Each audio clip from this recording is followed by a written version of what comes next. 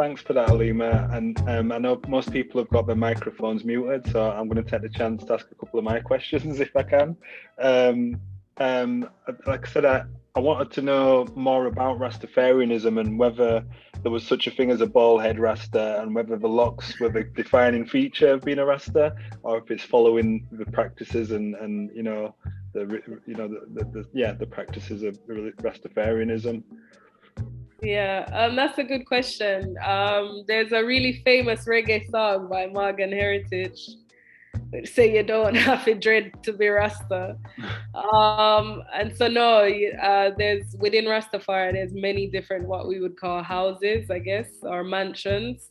You have the Bobo Shanti, the Naya Bingi, but you also have the 12 tribes of Israel. And when you look at the 12 tribes of Israel, most of them do not wear dreadlocks.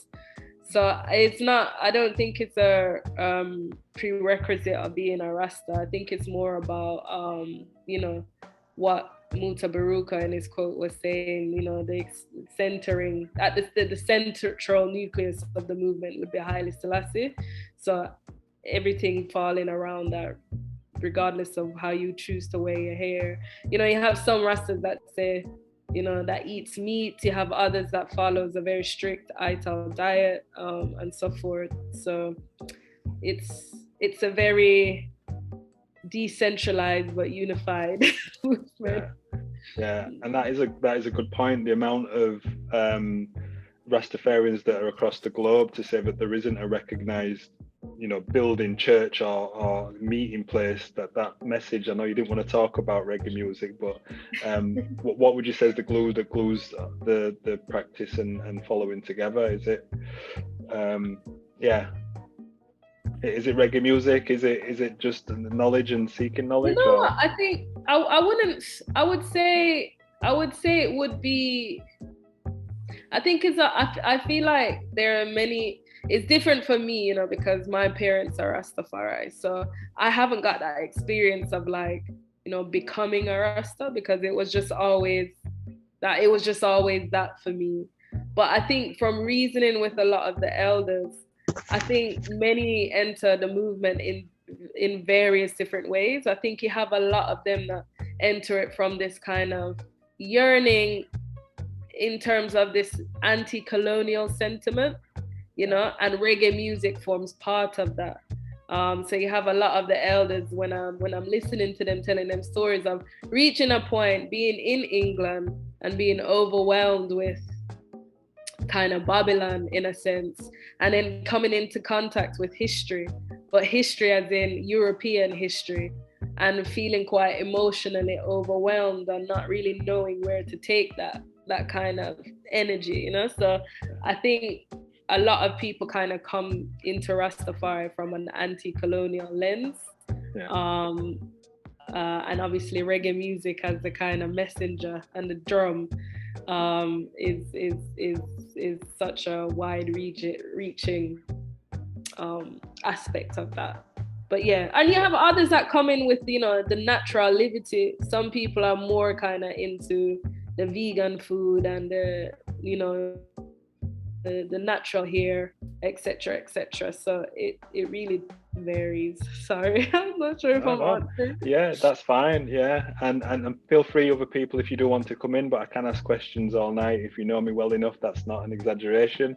But one of the questions was there was one of the slides showed the Rastafarian democratic movement, and it's true that you don't hear the Rastafarian aspect of Black Power in the 60s and 70s, but it must have been a strong influence, a strong motivator and involvement. So is that just about the author of history not being present to write those stories in the way we'd want to hear them? I think what happened is that there was a case in Birmingham, and it's a report called the Shades of Grey report. And so basically I think what was happening during the 70s is that there was a lot of, people was complaining that there was a lot of crime in Handsworth. And then somebody basically came in, a white man basically came in and did a report and blamed all of the crime in the area on Rastas. And so from the 1970s, I would say that this idea of the Rasta as being, I think one of the phrases was Selassie, the god of criminals, was kind of stamped through this report that essentially blamed all the Rastas. So I think a lot of the kind of narratives around Rasta has been a product of, white researchers coming in and not really understanding and then kind of like putting this different narrative. But I also think it's from Rastas themselves. Also, they pride themselves in kind of separating from amongst the crowd. So they don't want to be a part of the system. They don't want to be considered within. Even me, when I'm writing about Rastas in Britain, I can never really say a British Rasta because there is that complexity there, a lot of people get offended if I say, oh, you're British, so I think they pride themselves on removing themselves from the central narrative. And I think when I speak to a lot of them about Black Power, they always associated Black Power with this Marxist thing. And so they, for them, they would be like, how can we be using a white man to kind of etc. So there's also a lot of class and racial kind of tensions within that as well. But sorry, I feel like I'm always answering in the longest way. It's fine. No, like I said, it's an open space. So I mean, other people will ask questions when they feel it's right. But is Jamaica the natural? I want to say homeland, but obviously Selassie and Ethiopia, it just feels like Jamaica's been a very strong, powerful homeland for Rastafarianism, but I'm sure Ethiopia and Africa have got a strong influence too. Can you make the connection between where things are now and how African Rastas interact with Jamaicans? Yeah, that's a really good question. I think it's an interesting one. I would be interested I don't know if there's any Africans from the continent that's in this group, but I found that when I was so I spent quite a bit of time in Ethiopia, and I think the movement has definitely developed. Is very much international. You can find Rastas from Thailand to Ghana to to various places. But I always think it's interesting when I look at Rastas in the continent, particularly in Ethiopia. I can't really say much about other areas in the continent, but in Ethiopia, I think this idea of, once again, this anti-colonialism or this decolonized movement, I feel like in the Caribbean, there's a strong kind of energy of engaging with colonization. But whereas when I'm in Ethiopia, the idea of Britain or the idea of like burning down the colonial oppressor, it doesn't really hit in the same way because Ethiopia has never really been colonized. So I think those are the kind of differences, the nuances that I see anyway. When you're in Jamaica, like me being here right now, you're driving down the road or you're walking down the street, everyone has something to say about politics, about voting, about this person is wicked and that, everybody's at their own historian and stuff. And I feel like that's, a legacy of the kind of being carried beyond our borders and moved and removed and erased and constantly erased and a second name, and so there's a lot of like historical erasure happening, whereas in the continent I don't want to say like Ethiopians don't know what it feels like to have lost something, because for sure, but I think there's just that kind of difference there. So I feel like the type of Rasta that you would find on the continent is more the type of Rasta that would be saying one love and so forth, which is an important aspect. But the type of Rasta that you would find in England or even Jamaica is the type that wants to have a new government, is the type that wants to, so yeah, it's a bit different. Thank you, Aleema. And I can see Aya's got a hand up and Joy also. So Aya, do you want to ask first? Unmute yourself.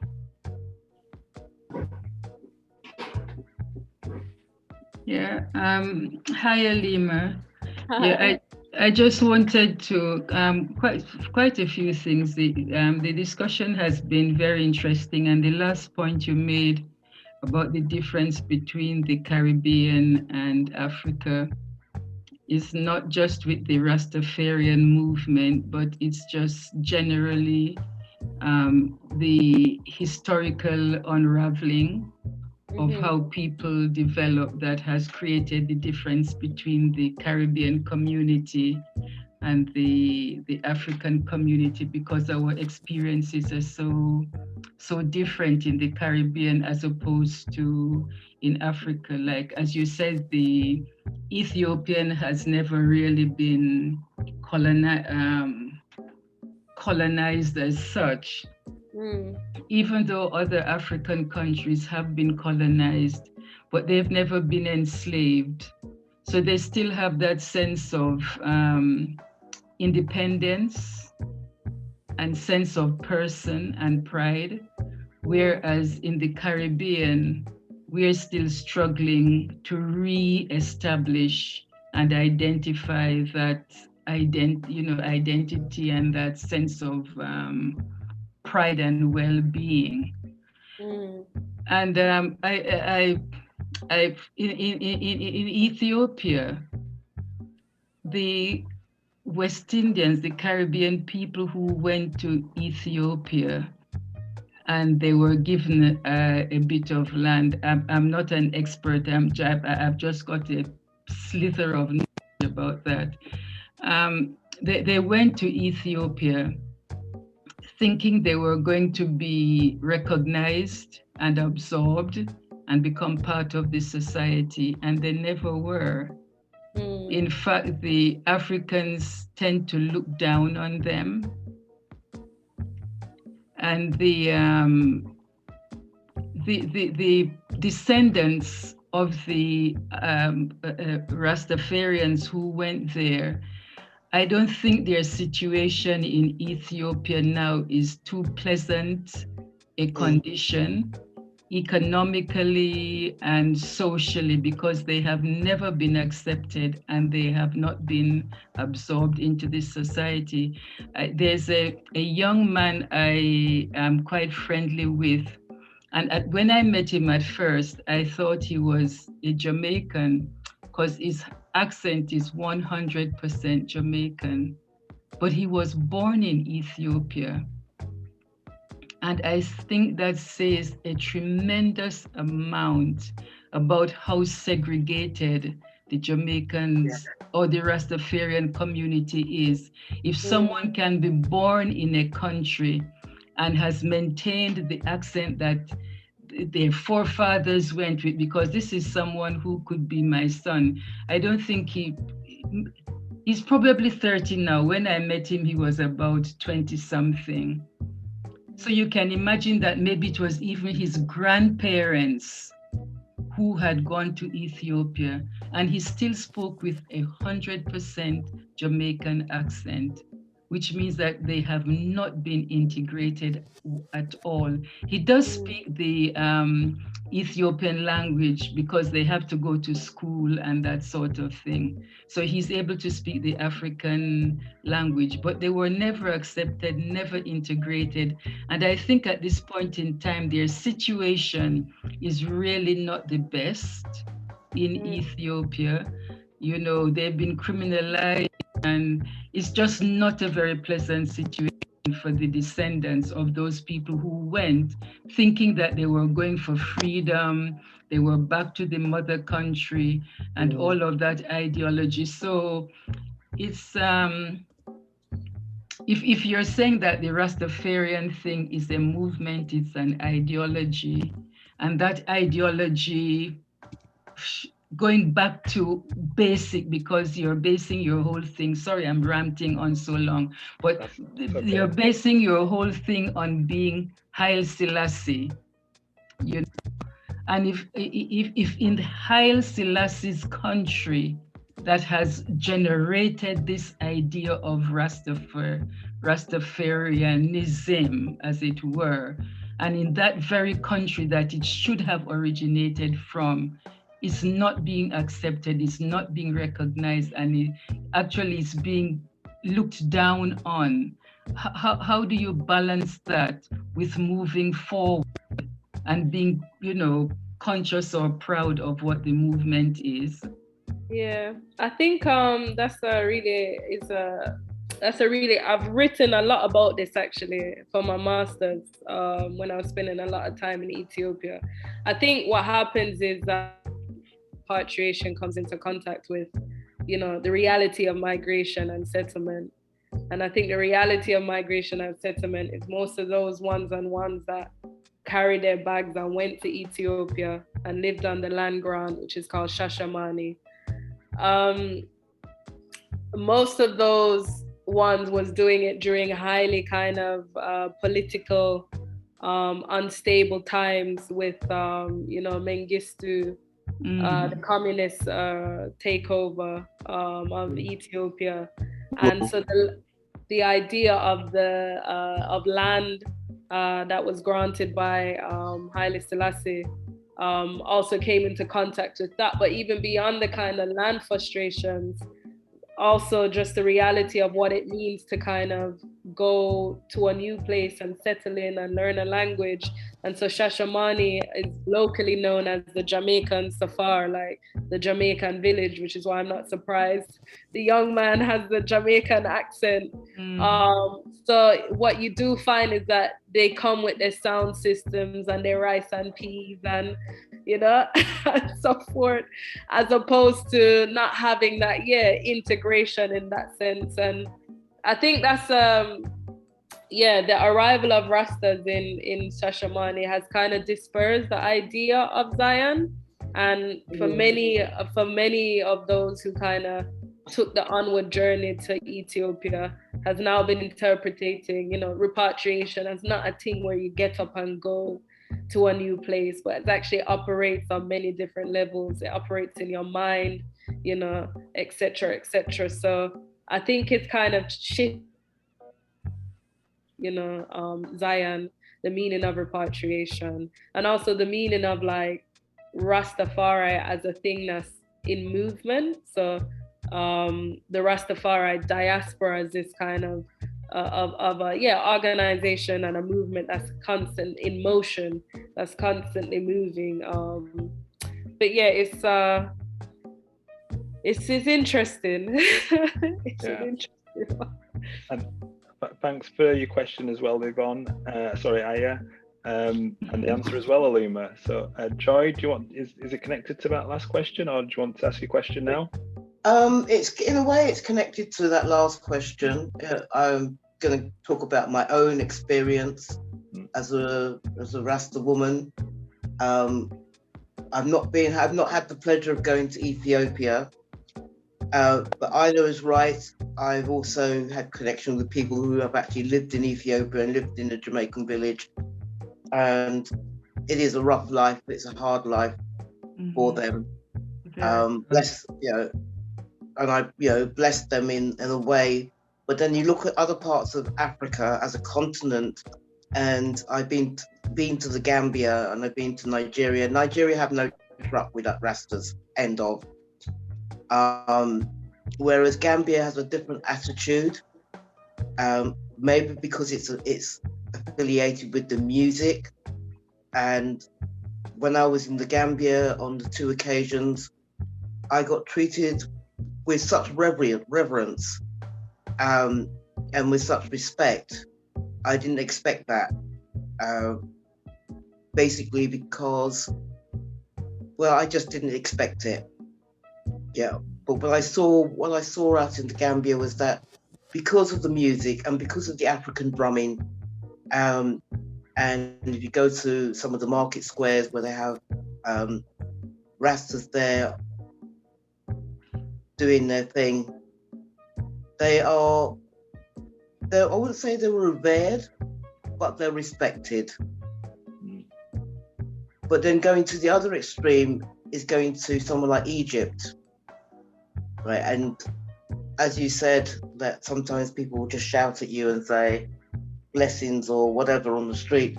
In Egypt, it was amazing that at first I thought that they were just taking the mickey by shouting at Nubian Queen. But then when you look at the history of the Nubians within Egypt, the respect that me as a Black woman got out in Egypt was amazing. So it brings me to the question, is it easy for Black people from the West Indian diaspora to repatriate into Africa, into the continent, given that there's 54 different countries out there? I don't believe it's easy. It isn't. It is. Yeah, I believe that it's difficult. And I Very believe difficult. that the Americans at the moment, there was quite a high percentage of Americans who want to repatriate to the African homelands. I don't think they've taken on board the history and everything that has passed and the colonialism that still exists within those countries. And I would expect that it's equally as difficult to repatriate even in your own islands. Because we hear quite often of Jamaicans going home and not lasting, right? So do you see in the future repatriation as a way forward, or would we be better to stay where we are?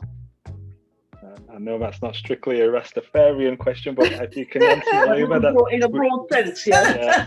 What kind of question is that? I mean, we've talked about that in the past. We have talked about that in the past, whether it's repatriation or reparations, and which version of both would be best. But yeah, you're right. If you can answer your opinion, I think it's a long time question, and one that it doesn't necessarily have an answer. I think just speaking from my own position.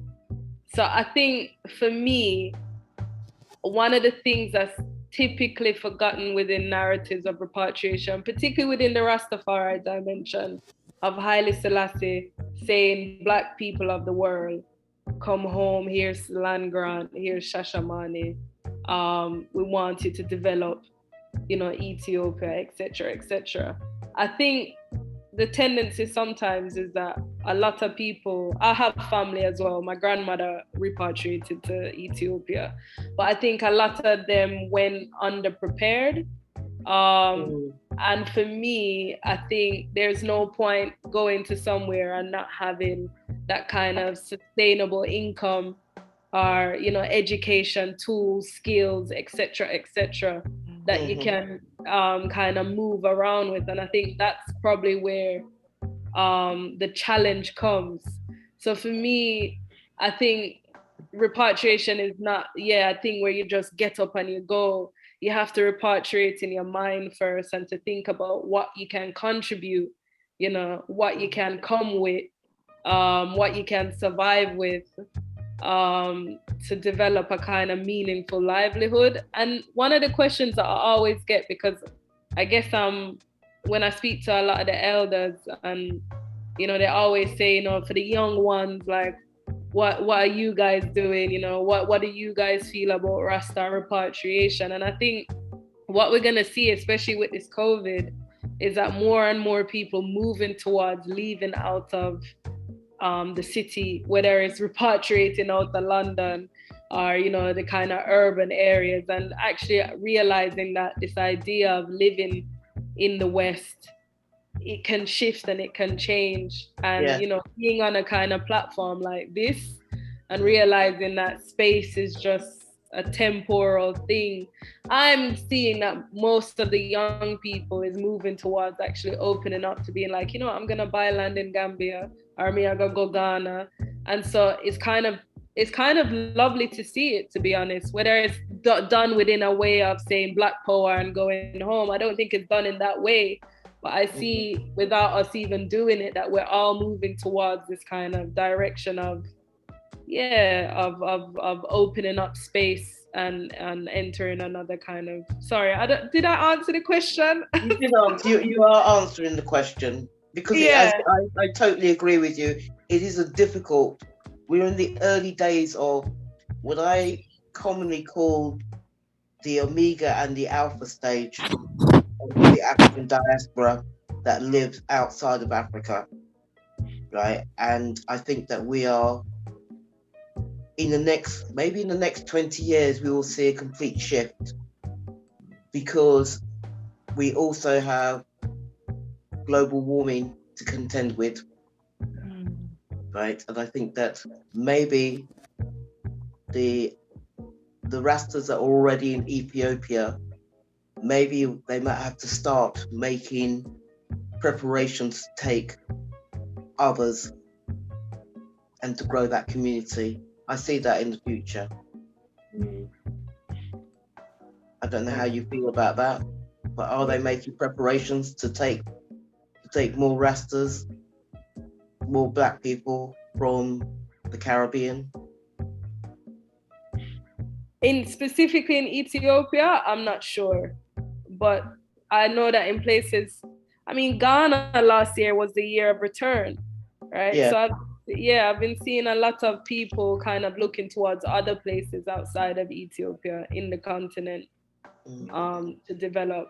In terms of Ethiopia, I think with this current state of the political climate, I'm not. I know that a lot of ones-on-ones is actually looking to go out to other places, such as my family. They've left there and they've gone to South Africa, and Kenya,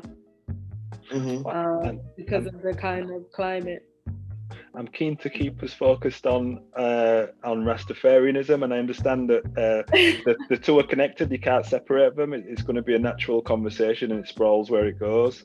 But you mentioned a couple of things. Sorry, Aya, your hand's still up. Is that an old hand or a new hand? A new hand. All right, I'll stop speaking now. Go ahead. Yeah, I just wanted to point out that in Africa, the land belongs to the tribe. And it's very difficult because every bit of land is possessed by a particular tribe. And Africa, as you know, is divided into so many different countries as per the colonial people who had no regard for different kingdoms. So they just went in and divided it at will and randomly.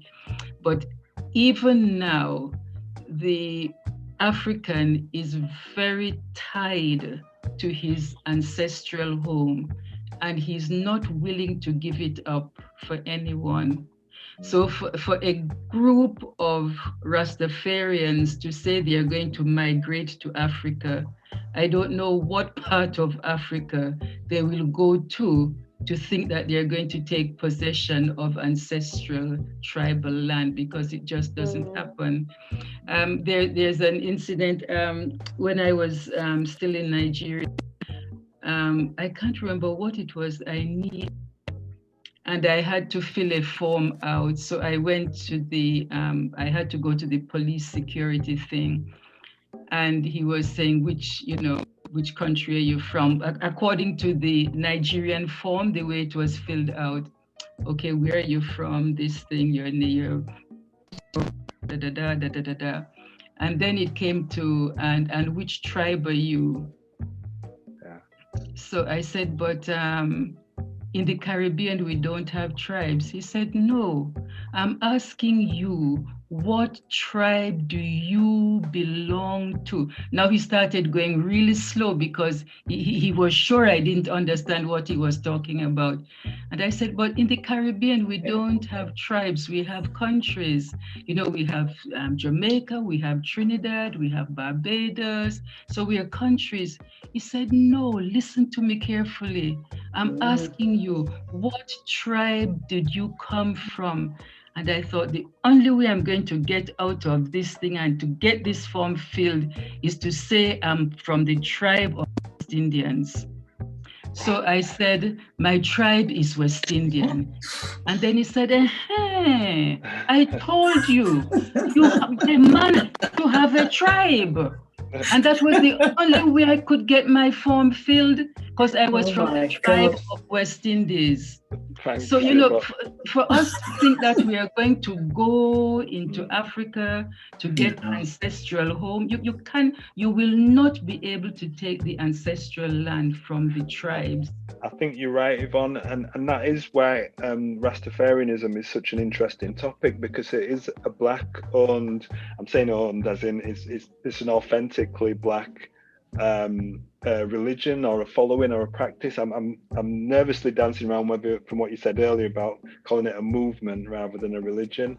But in essence, you've mentioned two things today that I was going to ask, and you Sashamane, I've only ever known that as a sound system, and it's interesting that we talk about how things get morphed from one thing to another. So if you could explain a little bit more about what Sashamane actually means and what that practice is, and also Nyabingi, if that's something the explanation could be broadened on, because I've only heard it in reggae music, but I know it's connected to how prayer. So Sashamane is essentially the name of the area in Ethiopia in which His Majesty Haile Selassie kind of gave to the world, but Rastas kind of took it up. So when Italy invaded Ethiopia in the 1930s, and Haile Selassie actually took refuge in the UK in a place called Bath, Fairfield House. Whilst he was taking refuge, he founded the Ethiopian World Federation. And the Ethiopian World Federation was supposed to rally support to all the Black people of the world to come and to help Ethiopia. And so as part of acknowledging their help, he gave a piece of land, I think it was like 400 acres to begin with, in an area called Shashamane. But because of the Rastafari's affiliation with Haile Selassie, it's mainly Rastas that took it up. But there was also a number of Black people that took up that land grant as well. But as the years has gone by, the land has been smaller and smaller and smaller. So that's Shashamane. In terms of Nyabingi is a house within Rastafari. It's kind of like, I guess houses would be the same as you would say like a denomination. Nyabingi takes the name from a Ugandan in Uganda. So the Nyabingis carries the drum, but in Uganda, the Nyabingi spirit was actually a spirit that was, it was a woman, and it was a spirit. And if Uganda got taken over and possessed by the Nyabingi spirit, it was an anti-colonial spirit that would fight off the Europeans. So the name comes from Uganda as this kind of anti-colonial spirit, but that's carried through the drum. But Rastafari kind of take that on to kind of essentially mean bun down Black and white oppressors. Yeah, that helps, because when you look at how Western society and the history of the 1800s, 1900s has done such an effective job, I'll use Johnny's word, brainwashing anything that's Black and religious has been a negative, and anything that's white European has been the positive counteraction to it. So you get voodoo and black magic as being something evil, where really it's a black experience of spirituality. So do you think that there's a future for Rastafarianism in the struggle for, like we say, not connecting the two, but George Floyd and this drive for Black people to have a more unified way forward? Does Rastafarianism have a part to play in that? It's a tough question, I know, but as I say, I'm looking for stuff that brings us together rather than splits us. Definitely, I think so. Yes, absolutely. I think what Rastafari has to offer, despite all of the isms and schisms, I think for me is that critical discourse of that, manifested in that Nyabingi spirit. And I think that's something that, whatever your walk of life is, or your faith, I think that's something that we should always hold on to, that sense of like ambivalence when it comes to the state, especially the European, the white kind of state. I think Rastafari has been at the forefront of critical discourses of reimagining a new type of world, whether it's through your diet, your hair, Black Jesus, I'm not going to get on to talking about Black Jesus, but you know what I mean? So I think there's definitely a place for that moving forward, I know we've kept you speaking for just over an hour now, but I do have one burning question, literally. When you look at I see someone putting up there. Is it Johnny Flowers? I think. Right, was he waving? Go on then, Johnny. Sorry, go on. I'm glad you give me a chance to see something. I didn't see trying you, to Johnny. get you. Go ahead. The conversation is really good. I just want to point out to you that Rastafarian was a religion that started up in Jamaica in the 30s. It slowly came from Jamaica, started up, and you touched on what happened, why it started up, because of the war, and then Haile Selassie has to applicate and go to England. And there were a lot of Jamaicans who went to fight for Haile Selassie, and that's how the religions came about, and that's where it started. And the one thing that we keep hearing the word now, follow the money. And if people don't have enough finance to start up a thing, they will never get anywhere. It's no different from us who came to England without anything, and we are struggling, and it's taking us a long time to get anywhere. Now, most of the Rastafarians, those people who left Jamaica to go to Africa, didn't have any money. All they had was maybe a few pounds and the clothes they have on their back. So they would never be accepted, and it's going to be a long time. But the Rastafarian movement has changed. I've not been anywhere for a long, long time, and I've traveled a lot, that I didn't see somebody who say they're a Rasta or want to be a Rasta. So the religion will come out again. It will take its shape. Maybe not right now. Bob Marley puts it on. It's Bob Marley who brings it on the forefront. So somebody, maybe, you will do it, madam, and make it be acceptable. And you know that anything black is, I don't want to use that word. Go on, you can say it, John. No, I'll try. Will not be accepted by the whites. So despite the fact that it was a good thing, there was nothing wrong with it, the European pretend or make it look as if it was derogative. Yeah. Rastafarian. But just like most of the religions start up in Ethiopia, just like Christianity, Muslim, they all started in Ethiopia. Rastafarian is starting up have the association with Africa, and it will go on. So I'm glad to hear what you said, but there's so much more about the Rastafarism in Jamaica and what happens to them, why they have not been so successful. Well, that does. Thanks, Johnny, because that burning question that I was going to ask was about the portrayal of Rastafarianism and marijuana and ganja, and then you look at what Western societies are doing now, and they're taxing it, they're legalizing it, and they're selling it in supermarkets and advertising it. So Peter Tosh went too far wrong, but are you able to talk about the connection between the way that Rastafarians use marijuana? I don't know if that's a controversial topic or not, but obviously if they're taxing it now and accepting it, that was one of the sticks we used to beat Rastafarians with, and saying they're always smoking ganja. So yeah, I think a lot of the things that Rastafari used to be beaten for, even we talk about the rise of Rastafari in the 1930s in Jamaica. I mean, Leonard Powell, who was one of the forefathers of Rastafari in Jamaica, he was put in a madhouse, for preaching some of the things that he was preaching. And so for me, I think even beyond ganja, when you look at diet, even wearing of dreadlocks, etc., these are things that people used to be, beaten for in Jamaica, in the island of Jamaica. Even the other day, there was a young girl that went to school and they cut her locks. So these are still things that are still very much ongoing. Specifically with the ganja, I think so many people know. Yeah, I see someone in the comments saying ganja is used as a sacrament. That's exactly it. It is used as a sacrament. It is very much as a spiritual thing, but like a lot of the symbolisms and the liberty of Rastafari has been kind of, I guess, sensationalized and turned into something that's completely different from what it started out as. But at the core of it is a spiritual thing. With ganja.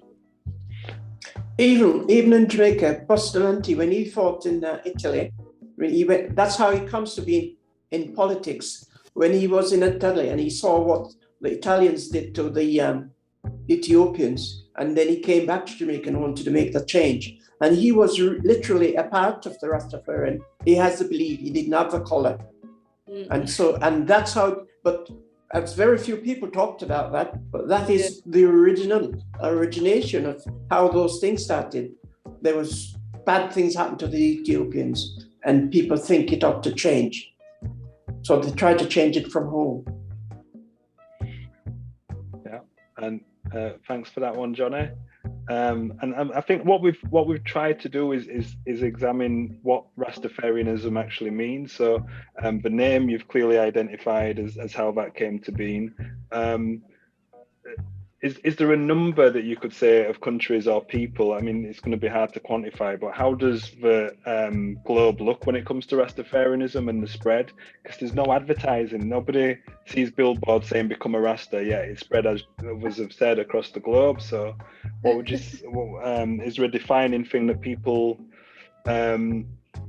I've worded that one wrong. But what I'm trying to get to is that this movement has kept going throughout the ages. At a time where things rise and fall, it's been able to continue growing. So what does the future of Rastafarianism look like? I know that's a tough one, but is it about more people, including white people, joining, or is it an exclusively black? Oh, wow. Yeah, I know. Yeah.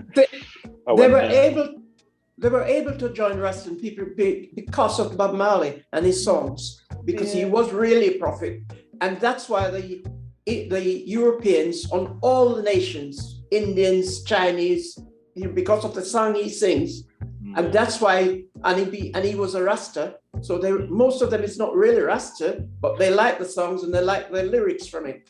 And that's why they are Rasta. And that's why the religion now has somewhat changed. It's got a different value.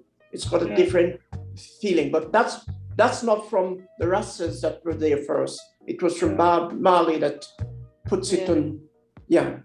A lot of people would say, Bob Marley is very much a double-edged sword in that sense of course, bringing the message of Rastafari, but also with that bringing the message to a wider audience, you also have the sanitizing of this Black revolutionary spirit within the movement, and something that's not even just revolutionary, but also spiritual as well. So it's a lot of people would say it's a double-edged sword. In terms of the future of Rastafari, I feel like it's the future is in, for me, the power is in the ideas, and the ideas are still alive. The ideas in the liberty of Rastafari, the ideas in, as I was saying, the critical discourse within the movement. I don't think it's a case of saying, come in white people or come in this. I think you'd have many Rastas that would be very strongly against that. But I think, the future of Rastafari lives on in its ideas. I would say. Yeah. Well, as I said, we've kept you for an hour, but do people have any other questions that they want to go through? Because we always have the after hours sessions. Some of the stuff we've talked about already, I'm sure we'll come back to, including the repatriation stuff, because I've only, like Sasha Mani thing, that's like what Marcus Garvey was talking about. I never realized that there was an actual, well, I've probably heard it before, but just to put it in that context where people have taken up the offer and been able to move back, and Johnny tied it together with the money. Migrants with no money don't do as well as migrants with money. If you look at the way that's just how it is. But Yvonne, thanks for joining us today, and I did see quite a lot in the chat, but if you want to unmute yourself and contribute, you're more than welcome. Even everybody, I like what Johnny had to say, and Johnny's right about Shashamane province in Ethiopia. If people, like you said, don't have the resources, they can't seem to build. But it seems like Shashamane has been quite lots of conflict over the years, my understanding as well, in terms of leadership and ownership and who control what. But apparently there's still schools and there's still some kind of community. I've not been. It's some place I'd like to visit. I think to be honest, the watering down of Rastafari over the years has been detrimental to our struggle as Africans, as far as I'm concerned. When I was a young person, and I went down to Yui and Nyabingi, and chanting and really resisting when you know PMP was around and to bring politics into this thing. There's a sidebar, but still. But it's just a shame because, you know, it's like the hair and the music, and I'm smoking ganja, and some people think that's Rastafari, and that is it's just so much more than that. And I think it's really impinged on our struggles as Africans, because this commercialization of Rastafari and this miseducation about what Rastafari is or isn't is for me a disgrace. And I don't know how we pull this back. I don't think there's any pullback. I think it's impossible to pull things back. But I think those people who understand Rastafari and live Rastafari just have to continue living it. And I think for me personally, when Turf Tribe decided that everybody is a Rasta, regardless of which part you come from, I think that was to me the death nail in the coffin. Wow, a response to that, if you can, Aleema. There's not really much of a response, but I agree. I agree with everything that Sister Yvonne is saying. It's an opinion that's quite shared within the movement. But I like what she says about those who are Rastafari just continue to live Rastafari. That's all we can do. Just continue with the liberty. Yeah. My take in that is that I think things are going to change because Black Lives Matters now makes a lot of Black people associated with what Black is, which is what the Rastafarian was thinking of, or that's what their ideas was. Everybody matters, and although they disagree with most of what the European says, or a lot of what the European says, now that Black lives comes in, no matter what you are, if you're Black, you realize that and you accept that. And so that's where the movement will go from. No more will be people taking that negative view of Rasta because they're Black. The whole situation is not a Black life, they're all Black lives. And that's where we come from, and that's where it's going to go. And I think I have hopes for it. I think it will protractate, it will go on. And the Rasta movement will be in it, and a lot of people who don't want to be associated with Rasta, don't want to even see them, will be a part of it. They will join them. Okay, so I think do you know the whole thing of Rasta? It is so uniquely Jamaican, and you can't take that away from Jamaica. It's one of the things that did put Jamaica on the map, and people associate it with Jamaica, but it's that direct link of Jamaica, Ethiopia, and Jamaicans understand it. It helps the world to understand Jamaica, and Jamaica's always kept the Rasta. Now in England, it's taught as one of the religions. It'll last because it's a new religion. It's old but new. It's new, but it's based on, you know, it goes way back. It goes way back to biblical and beyond times, and that's understood by Jamaicans. I mean, do you think Jamaicans really actually care if you know others don't fully understand? Do we care? because it's even Jamaicans, you know, who all Jamaicans know about Rasta, you know, that people know something, even if you don't know, you do know. And that's one of the really good things about it. But remember that not all Jamaicans embrace Rasta. No, they don't. Yes, but they know. Okay.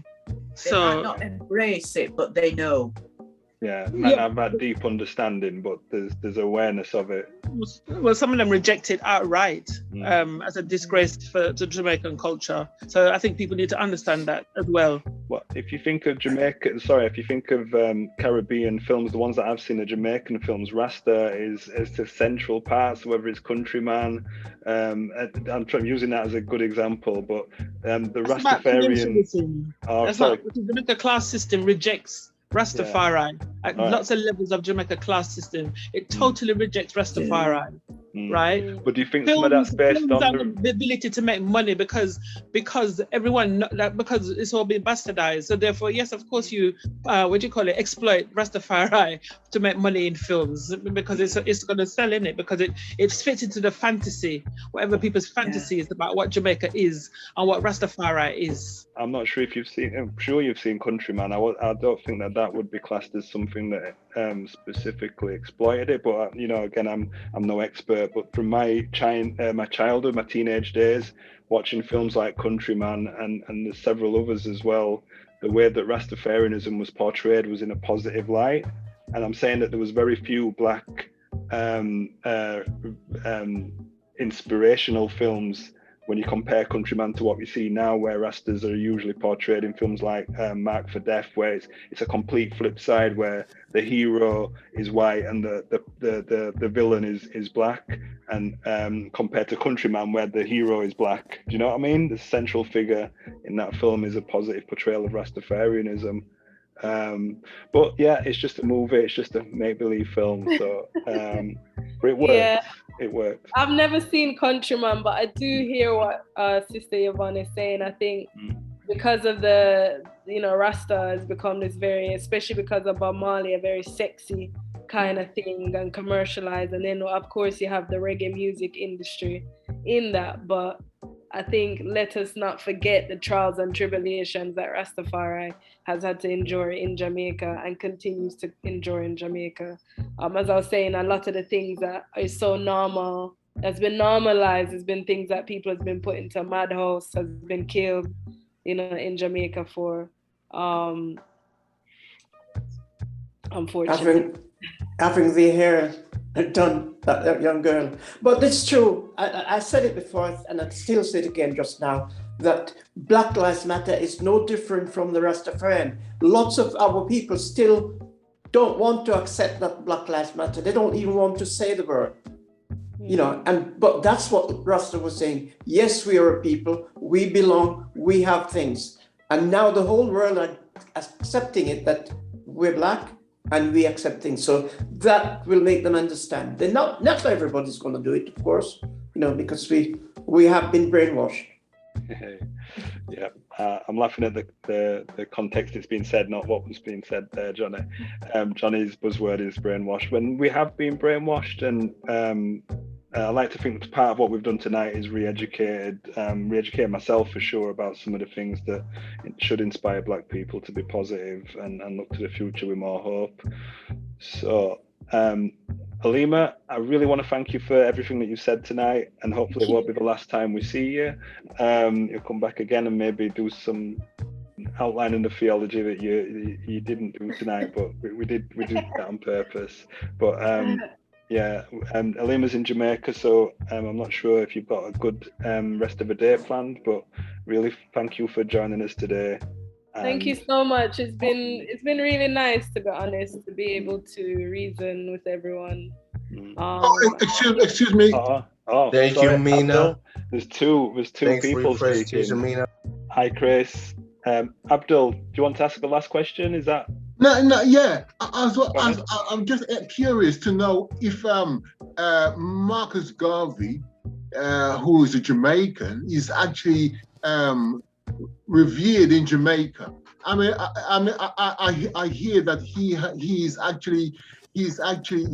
got little pictures up in certain establishment or whatever, but they don't really see you. They don't really study Garvey as a hero. You see, they only like in passing they would probably mention him. But before you go further, Marcus Garvey is one of the national heroes of Jamaica. He's a hero. Well, actually, not in schools, not in school. In school as well. In school. He's mentioned, but he's not a hero as such as they would. They didn't even recognize him. He had to go to America in order to actually gather people. But in Jamaica, he was rejected. That's what I'm saying to you. And I was wondering if he was still. I hear stories about him being not being a hero in Jamaica because they don't really mention him. They might have a picture, up in the walls, in various places. But he's not really. He should be an institution. You know what I mean? You know what I'm saying? He was so he is a national hero of Jamaica, but unfortunately that stance came after his passing. So he was made a hero, I think, in 1967. So he's one of Jamaica's national heroes. Every year they have Marcus Garvey Day on 7th August. Are they teaching his stories though? Are they teaching about Yes, what he was all about? About his what he was all about, what his principles were, and all this kind of stuff, educating people about Marcus Garvey, and not actually just mentioning him as a way of actually. I think they do teach his story, but they can do it a lot more, of course. I don't think they do it as much as they should, but they do teach the story of Marcus Garvey in schools. And every year is a national holiday, the 17th of August, his birthday, where IRI FM, the one of the biggest radio stations, holds something in his place of birth in St. Anne's. And it's a community day of discussion and talking, and it's on the radio all day. And so they are doing things, but of course they're not doing enough, they're not doing enough. His body was repatriated back to Jamaica he died in London, buried in London, and his body was repatriated back to Jamaica. So they do think a lot about him in Jamaica. Yeah. But like I said, you have to follow the money, because if the people who haven't got the money to do it, it's not happening. What we'll do is, we'll close this segment now and thank Aleema. But what I think we'll do is keep this conversation going in the after hours segment. Is that okay? Yeah. So Aleema, you're more than welcome to stay, but I understand if you've got things to do. Yeah. Thanks for the conversation. It's been really great. I'm happy for you to share my email address, if anybody wanted to get in touch about anything. I'll put it in the chat. Yeah. Keep up the good work. Thanks, Aleema. Take care. Enjoy. Thanks for sharing your email. Look forward to linking you when I come to Okay, good stuff. Thanks. Bye. Bye. Nice.